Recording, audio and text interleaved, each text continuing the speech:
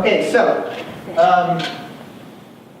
there should be a picture of Frozen up there, but I have this sort of weird idea that my life should be like a Disney cartoon, and I don't know if you guys think so too.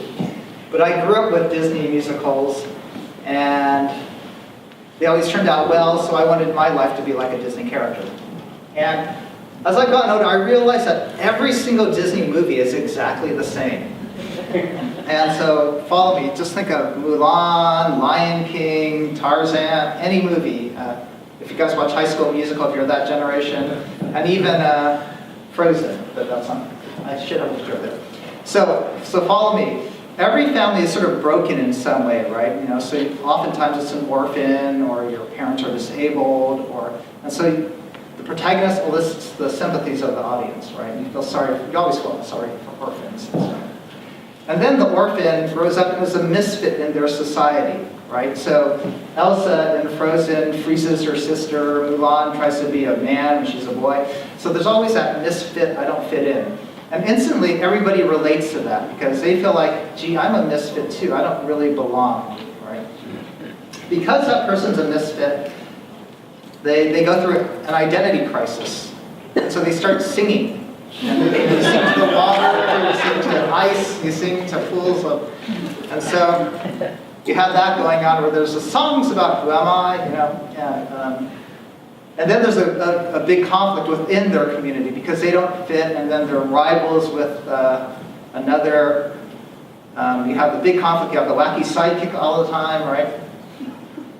But eventually, the hero finds themselves, finds their role in society, saves the community, and then, you know, becomes princess or gets married and lives happily ever after, or Mulan has the emperor bow down to her. So you got that story, right?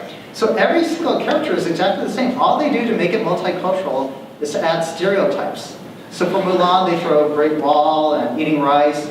For Elsa and Frozen, they have dukes and castles, right? For Tarzan, they have jungle scenes, you know, it's really, and now that you think about it, you go, crap, now I've ruined every Disney movie.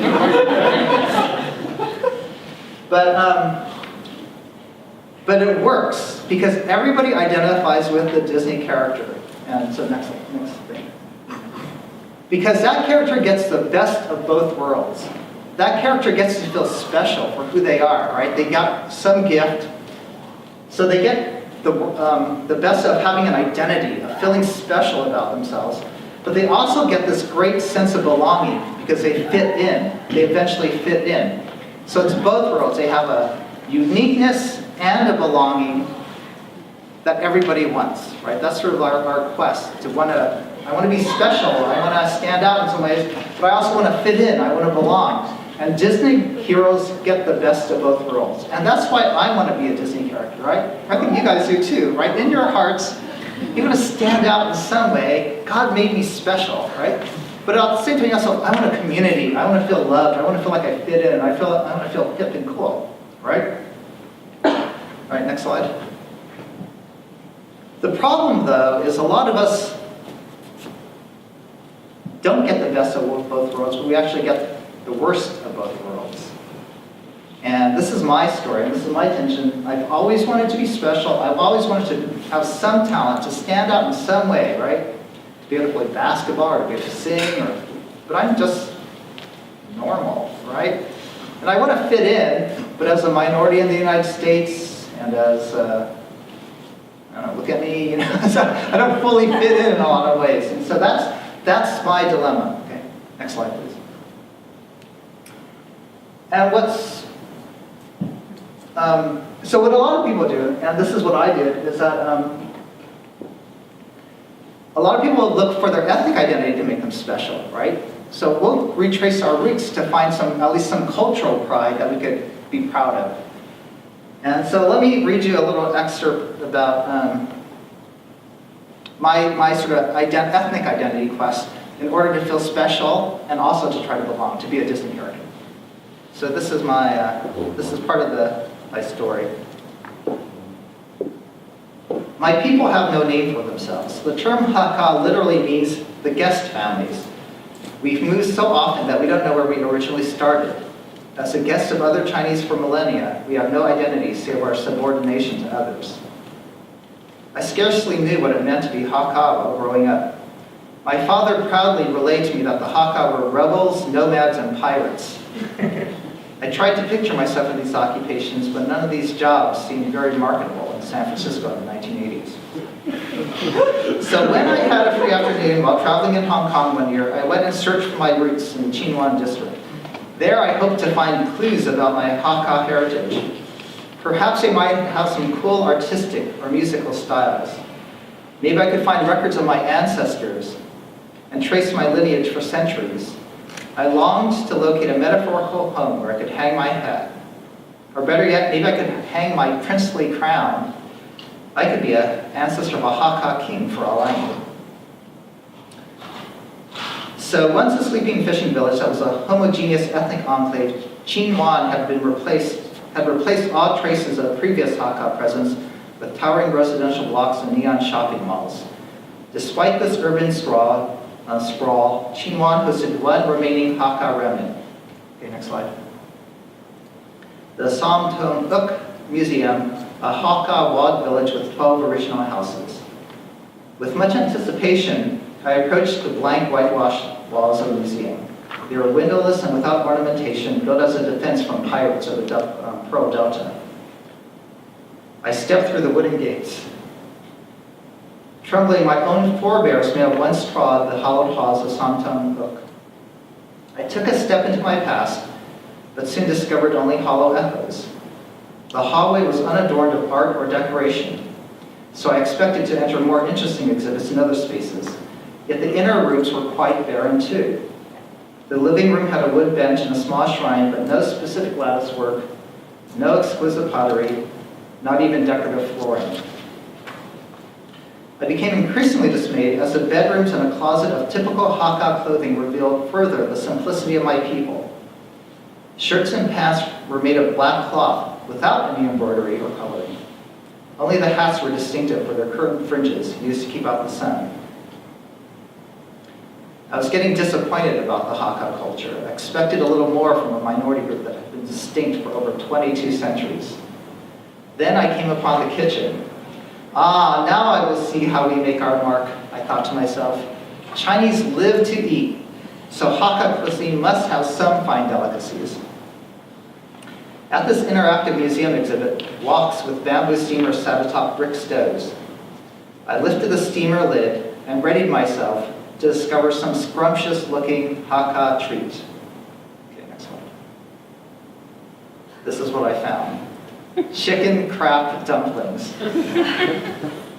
The signature Hakka food was named chicken crab dumplings. I thought that must have been one of the placards that lost something in translation from Chinese to English.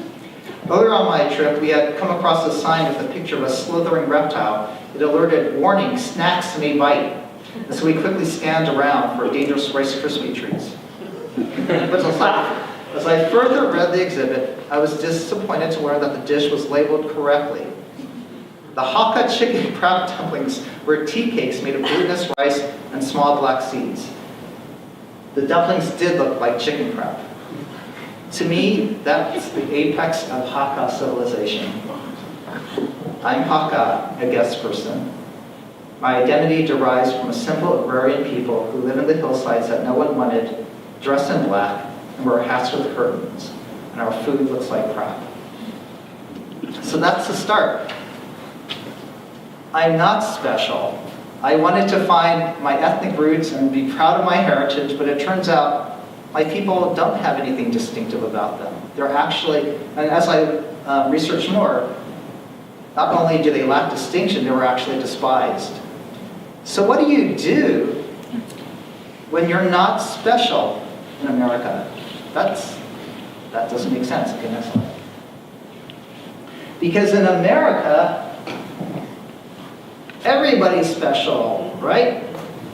In the United States, we have this model of identity development, and that we are supposed to individuate, that as you grow up, you have clear boundaries, you become different from your parents, and you become a distinct, autonomous person, right? You make your own decisions, you have your own boundaries. Next. And the Christian world, especially evangelicals, they buy into this notion that we should be self-actualized individuals. So we're very individualistic. So Rick Warren says, you're most effective when you use your spiritual gifts and abilities in the areas of your heart's desire in a way that expresses your personality experiences. The better fit, the more successful you'll be. So this whole notion in American Christianity that not only are you special, but God made you special, and you got to find God's special will for your life. So there's all this pressure.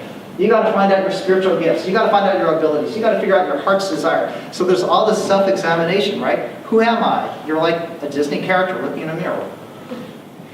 You got to find out who your personality is. You got to figure out your experiences. And then if you can combine them all, then you'll be successful. Because that's what Americans want to be. They want to be successful. They want to know themselves. They want to be self-actualized, right? So your Christian calling is to be special and to meet that special calling, right? And then you'll be successful in God's eyes and the church's eyes. But I didn't know that. I didn't know who I was. I couldn't find it, right? So there's all this pressure. I got this pressure to be special, and then Christianity further burdens you because you have all this self-reflection. You're trying to pray and ask people, can you help me discern my calling?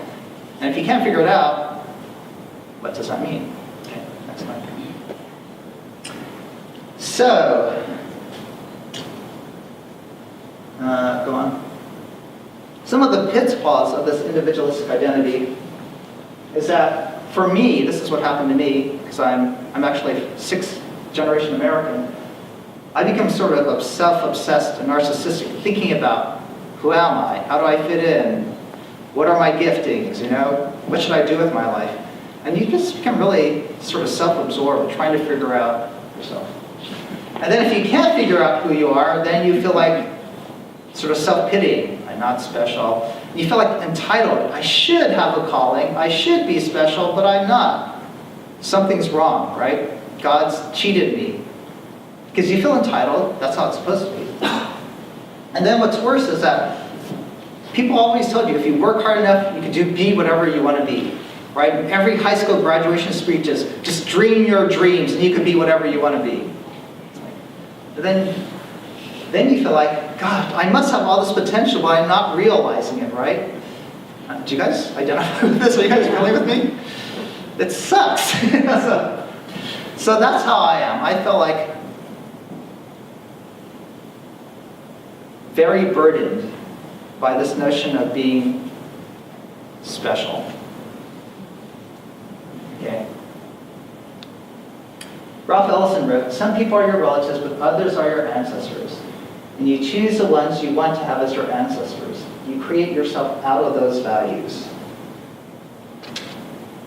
So, I decided, and because I'm doing this memoir, to go back and look at what my ancestors did and see what values I could choose from them, what I could learn from my family. And so I'll tell you a little bit of my family story, saying, maybe I'm not special, but maybe I could learn something and still draw from my ancestors. So I'll tell you some ancestry stories. Okay, next slide.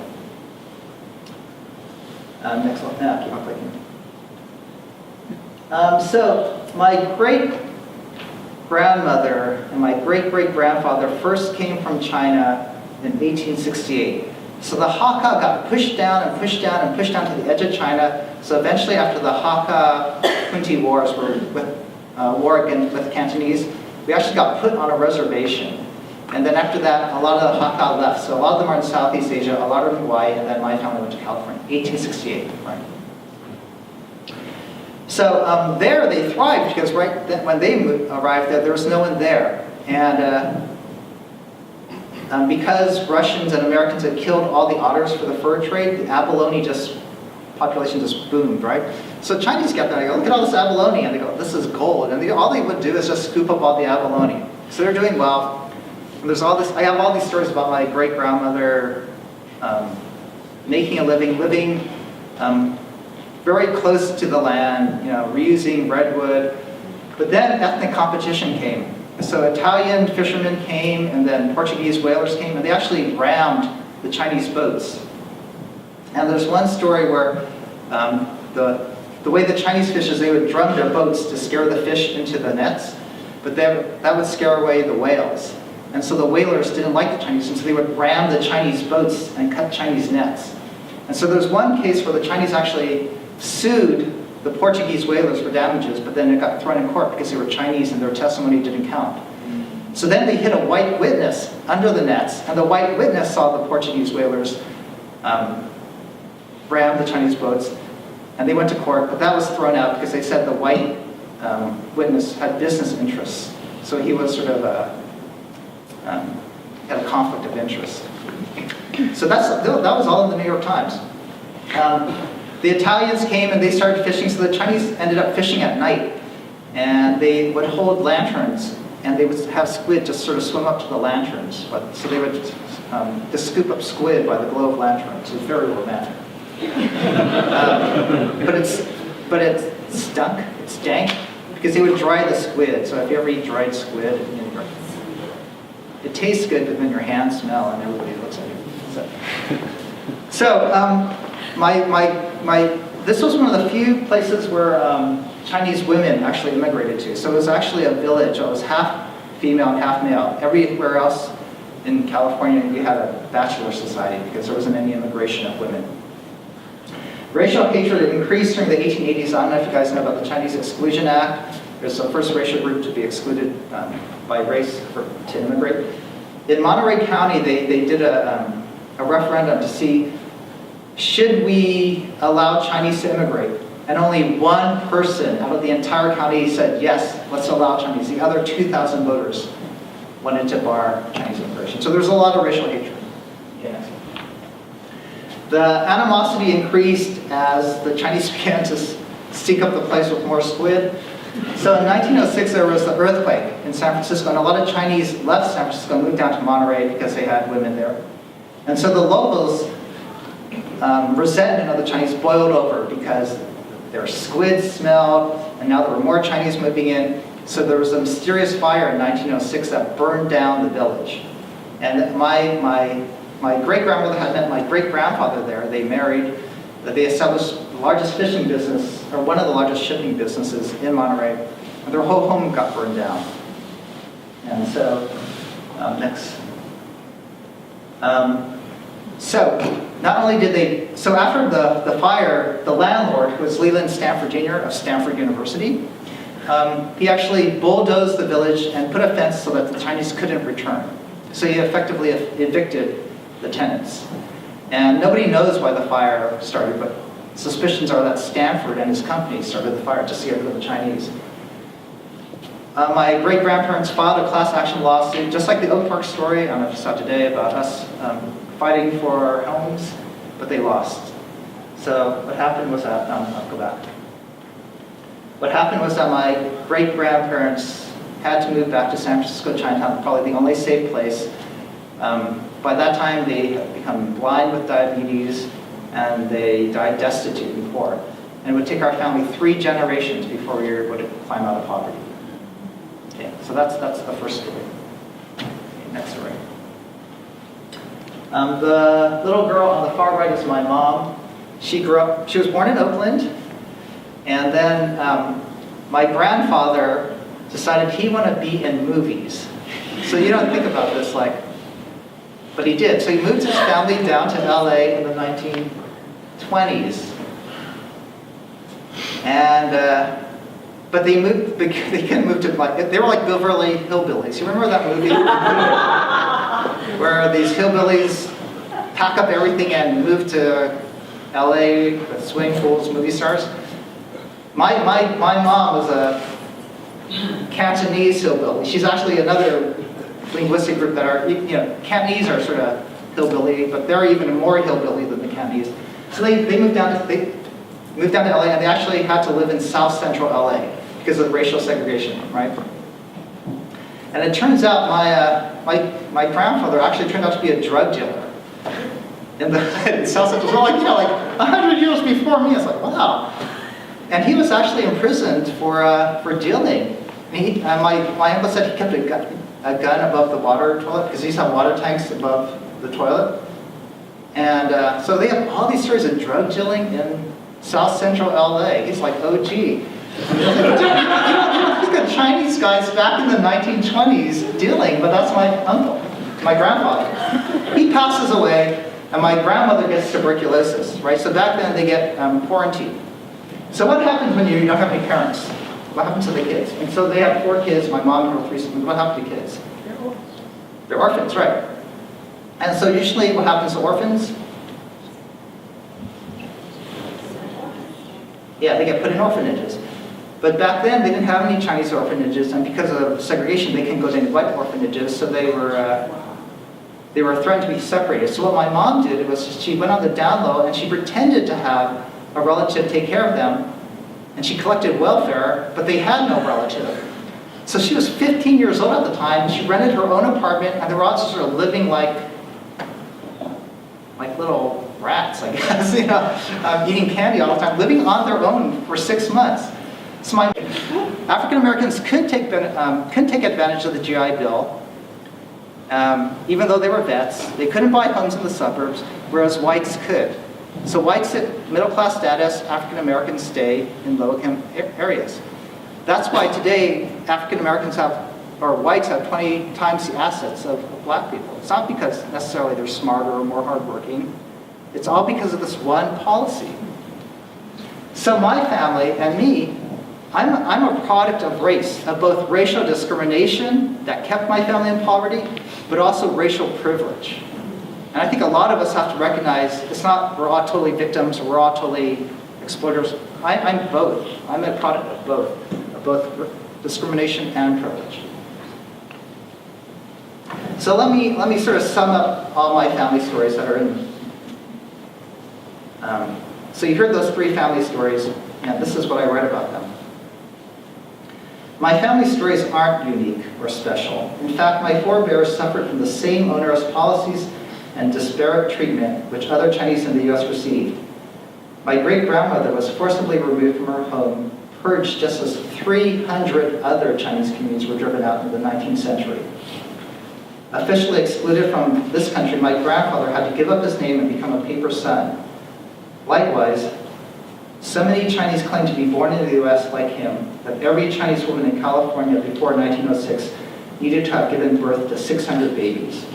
So a lot of Chinese are undocumented aliens. My mother, stricken by tuberculosis, had to be quarantined and watch her siblings be separated into different foster homes. My father's siblings also were taken from their parents for the same reason. Catching this disease by living in crowded, squalid conditions, Chinese were 3 times more likely to die from tuberculosis than whites in San Francisco. I actually had tuberculosis as a kid too, so that's what I get for being Chinese. Treated disparately as a group, we suffered from similar racial consequences: being purged, segregated, stereotyped, impoverished, struck ill.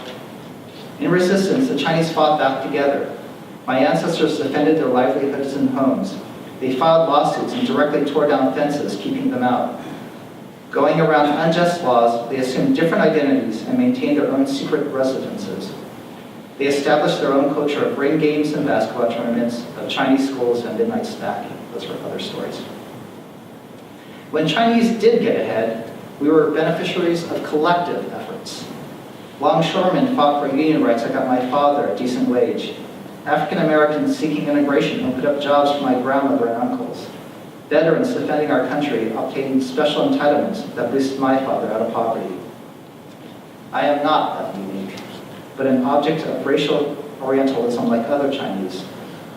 I'm not very special, just an heir to class privilege that made me who I am. Rather than trying to see myself as a self-made individual and a star of my own Disney movie, I've come to recognize the impacts of race and class. Not only do I acknowledge them, but I choose to be a person of color, and in solidarity with the poor. I choose to be Hakka. Next. Okay, so it goes on. I claim to be Chinese Hakka because that's how I can draw close to Jesus, his compassion, and his ways. It's not the only identity I embrace, nor it's necessarily the best one to become like Jesus. Living as a guest, nonetheless, provides helpful alternatives to American individualistic thinking. Jesus himself was like a Haka. Biblical history recounts a narrative of a loose confederation of people, the Hebrews, who were lowly desert nomads, exiled refugees, and colonized minorities. Traveling from Judah to Egypt, his family had no choice about where they would live as persecuted refugees.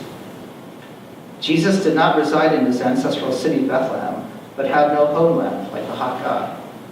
His family lived in Galilee, a region known for violence and banditry. Residents from his backwater village in the hills were mocked as evil, as evidenced by Nathanael's question, "Can any good come from Nazareth?" Once Jesus began his ministry, he was a guest person. The Messiah wandered as a migrant worker from town to town with no place to rest his head. He did not have citizenship in Rome, although he had to pay taxes to the empire. To those who encountered him, he was despised and rejected by mankind, a man of suffering and familiar with pain. Jesus lived the life of a Haka. If I am to understand him, if I am to love him, I need to be a guest person myself. Further, if I'm to follow in his footsteps in ministry, I should find solidarity with the Haka and others similarly marginalized. Such a solidarity enables us to act justly, to love mercy, and to walk humbly. Jesus identified with the poor and suffering, being moved with compassion for them. He didn't love them from afar, but left the riches of heaven in order to sympathize with human weaknesses and our trials here on earth. Surprisingly, Jesus wants to have fellowship with sinners such as I. Calling us his friends, he joined with traitors, tax collectors, shameful prostitutes, and unclean lepers throughout his ministry. He died so that we can be reconciled to God and to each other across racial and class lines. I too want the joy of that kind of fellowship. Solidarity with the Haka and the poor gift me with a close belonging, joint purpose, and communal peace that God intended for his people. Finally, learning the ways of the Haka shows how to live lightly here on the earth. The Hebrews in Babylon also faced the temptation to conform to the land of their exile. To protect them, God sent them prophets who warned them to remember who they were and where they were from. They were to be simply guests in that empire, separate in their ways and beliefs. Similarly, we need to be holy through our simplicity and generosity, just as Daniel sought to be undefiled by Nebuchadnezzar's powers and riches. We should be set apart by our solidarity with the poor and concern for the common good, just as Nehemiah aimed as he rebuilt Jerusalem's walls. Paul and Peter wrote to remind the Christians in the Roman Empire of their resident alien status. Paul wrote to the Philippians how he counted every earthly accomplishment as losses, especially in light of its citizenship in heaven. Peter too instructed the diasporic church in the provinces of Asia Minor to live out their status as foreigners and exiles to the world. To lead holy lives, he reminded us to see ourselves as a chosen people, a royal priesthood, a holy nation, God's special possession.